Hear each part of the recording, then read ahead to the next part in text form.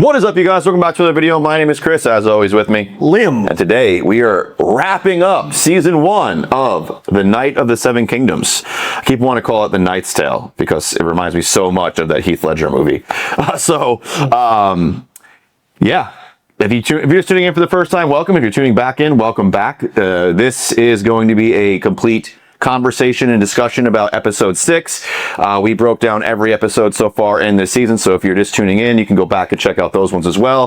Last episode was, in my opinion, some of the best cinematic stuff we've seen for Game of Thrones on TV yet. The battle just felt real, it felt gritty, it felt good.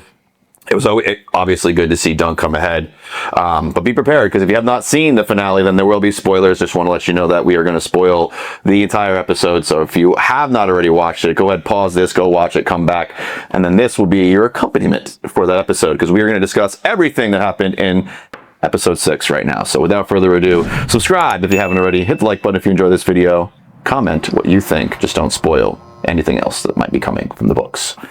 Let's talk about it. Man, Dunk is like fucking tore up physically and emotionally. What an awesome opener. Just like to be looking up and you have like Lionel and his maester right there, and you're just like, what am I looking at right now? And then you realize like you're getting the POV from Dunk, who is just, yeah, the dude just got the shit beat out of him. Mm-hmm. His eye is still swollen. It's pretty funny because the maester's like, yeah, your wounds, they're too severe. I don't think there's anything that we can do to help you. And then Lionel's like, man, you couldn't even cure his itchy ass. Like, get out of here. Pretty funny. Yeah, he's talking about how he's like one of the worst ones, but I swear if we don't get more Lionel Baratheon later on, I'm gonna be so annoyed in season 2. He has to come back. Even if he's not a main character as the novellas continue, it's going to be one of those things where the fans love that character so much, he gets a new story, right? He's got to come back. Yeah, no, he definitely was. Other than Dunk and Egg themselves, Lionel definitely was like the other showrunner for us. We were always looking, where is he? What's he doing? What shenanigans is he getting into now? And it was kind of cool. When we talked about the previous episode, one of the big concerns was that like Targaryens are still Targaryens, right? They don't like looking weak. They don't like losing. They're still trying to hold on to the power, even though they have no dragons. And so how were they going to react to Baelor dying? I was concerned about that, especially. You brought that up. And it seems to me like the trial was a trial, and everyone took that very seriously. And the results of that trial are set in stone, so they cannot come after Dunk. And it seemed to me like Maelor, although was a prick early episodes and kind of really represented the Targaryens, let his armor down in this episode. I was surprised. Yes. I was extremely surprised. I was like, wow, I've got so much more respect for this character right now. He was truly a grieving brother and not a tyrannical leader. And that was a good change. I mean, it's very much in the vein of how this particular series is going compared to the traditional pillars of this world. Well, before he kept challenging his son, like, what are you doing? You're being a pussy. Yeah. Well, and I mean, in medieval times, to be a ruler, to have a son who's a prince, you want him to be strong. I mean, that kind of stuff makes sense. Like, challenge him outright, fight him like a man, stop trying to hide behind these laws. Like, that stuff makes sense no matter Targaryen, Baratheon, Stark, doesn't matter. Like, that's a pretty honorable guy to do that. But like the underhanded, like, oh, well, we're going to use the Knight's Guard or the King's Guard because they're sworn to protect us. Like, you have some of the most elite fighters in the world on your side. Like, you're stacking the deck. So I think that's kind of like when Baelor switched sides, like it kind of evened that playing field for them. Otherwise they would have lost. And then I guess it allows the two brothers to kind of fight it out and find out that the son too, Baelor's son there, doesn't blame Dunk, but is also kind of like blames himself. for his father dying. So a lot of the stuff that we thought like, oh, are the Targaryens going to blame Dunk? Are the Targaryens going to have some sort of retribution for them later? No, like it seems to me like they're taking all the blame and guilt onto themselves for even allowing this to transpire. So it was interesting spin, not something we were expecting. Yeah, the brother was like, yeah, I have to deal with the fact that I did this to my brother, but also at the same time, I have to deal with the fact of the whispers of all the things that he's not going to accomplish. And then he's realized as he's talking to Dunk that he's going to have that same issue. Yeah. Yeah. I think in that scene, they kind of realized, oh, wait, we're on the same side of this coin. Yeah. Because he was very heartfelt in that scene, talking about his brother and then his dreams, and then the whispers of the people who don't know any better, who are going to make up their own stories about him, his brother, how they were together.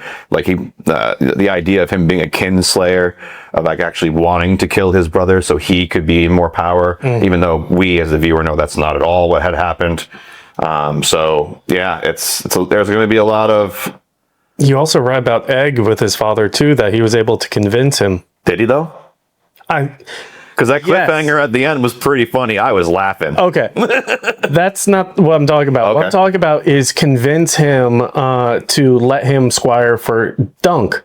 Yeah, so originally... That's what I'm talking about. He offers Dunk the ability to be a knight for him and have Egg be his squire. And that's kind of interesting, though, because that's like the third offer he had gotten in the last like 48 hours. Baelor offers him a spot, dies. Lionel offers him a spot. He doesn't really take it. He's like, you come to Storm's End with me, we'll be brothers. We'll hunt, we'll flock, we'll fish. I hate you like a brother. Yeah. Awesome. I love him. And then Maekar? I'm mixing it up in my head. They're so similar. Offers him a spot, but with contingencies, right? It has to be at a specific, I think it said summer something, a specific castle he had to go to and be there and hold it with Egg. So he knew Egg was safe. And so that he could get trained better too. He's like, and he was very sensitive when he was talking to him about, he's like, I have no doubt he trained you to the best of his ability. Yeah. I'm offering more. Yeah, and then honestly thought he was going to take that. I did too. Because it's like everything he ever wanted. His knighthood, better training, better armament. But we saw him kind of learn through the journey of this. Like he got everything he wanted. He just got it as if like it came with the other shoe that drops, right? He became a knight, but like at the expense of like losing a good man to other people, having all of this stuff happen. Like he got to fight in a tournament, but it was to basically acquit him from crimes, right? Like he got these things that he wanted, but at a huge price. And if he accepted the one from the brother and let Egg squire for him, he would have lost his autonomy too. Which is one of the things that I think he truly appreciates about being a hedge knight is the wander factor. Yeah, I think he's seen also that like most of these knights that he interacted with in the tournament were fake. Like they are knights in name, but not in action. And hypocrites. Yeah, and Dunk is very much of the like, no, this is my vow, these are my words, I stand by this. Even Lionel will back out on his stuff. Like it makes him more interesting as a character, but like he's still not as honorable as Dunk is. Like Dunk's one of the most honorable characters you meet. So I think that a combination of like working for these lords and other knights isn't everything I thought it was going to be, and actually like Sir Arlen's way was like the best way. So I'm going back onto this road, and I'll see you guys later. I like my trees. So I think that was a really cool way to end this season, was like having him like basically get everything he wanted, realize it wasn't everything he thought it would be, and then going back to his roots, but with more standing. He's officially a knight now. He has more standing. He has lords who recognize his name and will back him. Baratheon's being a huge one of those names. So I think season 2, I hope, this is my hope. My hope is that season 2, we get to see him travel around Westeros and interact more with, go to Storm's End, interact with Lionel Baratheon, but also while he's there, like on his quest and traveling around, like it'd be really cool for him to end up in Tarth for a minute and maybe find a lover, because that will like give us Brienne of Tarth later on. So like that would be cool to like kind of start putting those pieces together and give him a reason. It's the same woman? I think that Brienne of Tarth is a descendant of Dunk. How that works out, I don't know. I meant the puppeteer, the one paying the show. No. I don't think that's the same. Like, I don't think that's the. I do think that at some point Dunk will reconnect with her and kind of hook up with her. I do not think that the offspring, if any, that comes from that is the line that creates Brienne. What about the buddy who just got knighted just for the thing, and then he goes back with? Is she a hooker or something? She was he's right? Married to her now. Yes, and she's pregnant. And not with his baby. Yes, but he thinks it is, apparently. Yeah, Dunk just keeps his mouth shut the whole time. That was a really funny, like, scene. Dunk just standing there like, okay. Every fucking Marine that married a stripper. It's totally a play on the enlisted person. You bought a Camaro and married a stripper? Those are the two things I told you not to do. Dang it, Private. I think it's a boy. Yeah.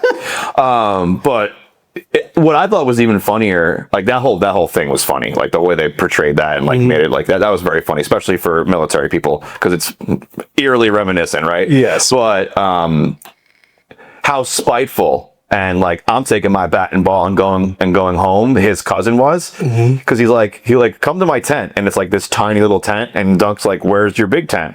And he's like, "Yeah, my cousin took all this, and my cousin only left me this because he was mad I beat him up." I was like, that's so funny. That's funny. Well, he got the dishonor he deserved. Yeah, you thought he had passed, but. I think this is even funnier that he had to like take his bat and ball and go home with his tail tucked between his legs. I appreciate this resolution to that. And he got his own sigil now. He's a green apple. He's the young green apple of his family instead of the red apples and all the other apples they have everywhere. So he's got like his own knightly sigil too. Like that's pretty cool. Well, they also, one of the episodes, I don't remember was the last one or one before, where he's like, if he became a Fossaway, he would have worshipped apples or something like that. Yeah. Talking about his brother, the dragon thing. Yeah. He thinks he's a dragon. Yeah. He thinks he's a dragon in human form or whatever. And then he jokes that like, oh, well, good. If you think he was an apple if he was born a Fossaway. Yeah, that was pretty funny. We got to tie up a lot of loose ends in this one, so that was fun. I'm kind of mad that we didn't get to see the blacksmith one more time, because he was so crucial and like Dunk not dying. When he's walking and someone shouts from the tent, I thought we were going to see the blacksmith for a second there. Like, hey, okay. And just the dude waving. Keep wanting to call him Steely Pete, but I know that's not his name. It's something Pete. But he was a cool character too. We didn't get to see anything like what did he kill any, like what happened to him after the fight. He was in the fight. Like what happened to him? That would have been cool to see. But other than that, I thought they did a pretty good job tying up the loose ends and getting us excited for what can happen, because Egg shows up and my lord father says I can squire for you, and then he's says you can squire for me, sir, and like immediately goes into like that whole thing, and Dunk's super excited to have him there. Egg's super excited to be there. I still can't tell whether Dunk knows and just doesn't give a shit. He doesn't. He's oblivious to shit like that. Like truly, it goes over his head. He doesn't know what you're saying. I do not believe that I truly think that he believes that Egg is there because his father gave him permission. See, the reason I don't buy it is when Egg is over listening the conversation between the two, and Dunk goes ahead and is like, were you spying? The kid's like, no, but he knows he was lying. Yeah. And so that's why I think he knows Egg was lying here also. But at this point, he's like, you know what? Just don't give a fuck. It's probably best for the kid anyway. Yeah. And hell, they made that argument all the way through with the father. Like, look, you've got two sons that are really fucked up. And the common thing here is they were raised by everyone around you. Yeah. Yeah. He's very, very clear with him on that. It's like, maybe change this one up. I feel like that's why they needed to add that little piece at the very, very end, just to make sure we were aware of that, because it could have gone either way, to be honest. Yeah. But the other funny fact that I loved was this hasn't been about the Seven Kingdoms at all. It's been about 9, and how they changed the title up there. Well, yeah, there's 9 realms. And he even lists them off, and Dunk's like, Yeah. Like, he probably realized that he knows all the names, but just someone didn't add them up right. yeah. And so he's just been going off the wrong number. Well, because I'm trying to remember, because it's such a long freaking name that Daenerys uses. But, like, they talk about being a queen of the 9 realms, or king or queen of... She's breaker of chains, mother of dragons. Let us know in the comments below, what's the full title of Daenerys, and what was the full title of King Baratheon and or Queen Cersei when she takes it? What was her full title? Because that would help me remember if it's 7 kingdoms or 9 realms, like what they talk about in the actual title of what they rule. Because for a lot of that, like Dorne's technically a part of this like ruling party, but Dorne is the only place that they never successfully conquered. So it still has a royal family. It has princes and princesses and all that, but technically is part of the greater part of the kingdoms, if I remember correctly, because their dragons never successfully took Dorne. They never could. I still believe I really needed this show. Yeah. Especially with everything going on in the world right now. This show has been absolutely amazing for remembering that there is still good out there. Even though this is a fantasy world, I get that. But we all need a reminder of good now and then, right? Mm-hmm. And then we roll into House of Dragon here in another month. So out of the good we go. All of that. Well, bloodshed and incest. Here we go. That's still good too. I can't wait for that as well. Yeah, you know me and dragons. You give me some dragons, I'm happy. Now you add some political drama and intrigue. Sounds good to me. Let us know what you thought in the comments below. Did we get something wrong? Did we miss something? Is there something else that you would love to add? The only thing that we ever ask is, like, you don't spoil what's to come, right? If, like, you've read the novellas and you know where season 2 is actually going in the future of Dunk and Egg, just don't ruin it for us. We really do love watching this and sharing our opinions and our kind of, takes on it in real time. And talking it out to come to conclusions while we're recording. Oh, yeah. And with the help of y'all in the comments. That's why we love when you post your theories, and whether we got something right or wrong, the corrections help us analyze where we think it's going to go. So you guys are incredibly valuable for what we're doing here, and we love to have it. And it's a lot of fun to have you here. So thank you all. We're going to drop a bunch of videos right here for you to keep going on this journey with us. But don't forget to subscribe if you haven't already. Hit the like button, and we'll see you on the next video. Peace. Find the strength hiding in each battle scar. You're not who you were, you've already come far. Find the strength hiding in each battle scar. You're not who you were, you've already come far.